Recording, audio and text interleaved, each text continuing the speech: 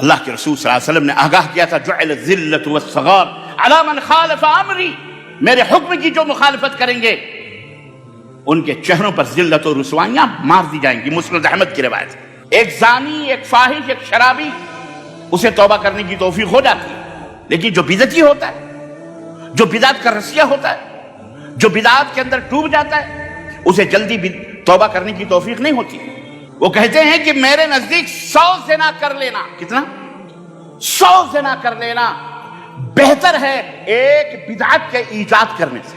مجھے بتاؤ نا کہ یہ دلیل غلط ہے، اللہ کی قسم ہمیں بتاؤ کہ ہم غلط بول رہے ہیں، کتاب اللہ سنت رسول اللہ سے ہمیں غلط ثابت کرو، رب کی قسم ہے صبح کا سورج بعد میں ڈوبے گا، توبہ ہم پہلے کرنے کے لیے تیار ہوں گے انشاءاللہ تبارک تعالیٰ۔ امت مسلمہ کو گمراہ نہ کرو، آنے والی نسلوں کو گمراہ نہ کرو۔ اس بھارت کے اندر آج جو ہماری عزت و کرامت کا جو بیڑا غرق ہو رہا ہے، اور آج جو گو اور گوبر کھانے والے اور منہ پیشاب پینے والے جو ہمارے سروں پر ننگا ناچ رہے ہیں اور ہمارے دین کا تمسخر اور ہمارے نبی کا، ہماری شریعت کا مذاق اڑا رہے ہیں، اس کی وجہ یہی ہے کہ تم زبان پر کچھ کہتے ہو، عملی طور پر منافق ہو۔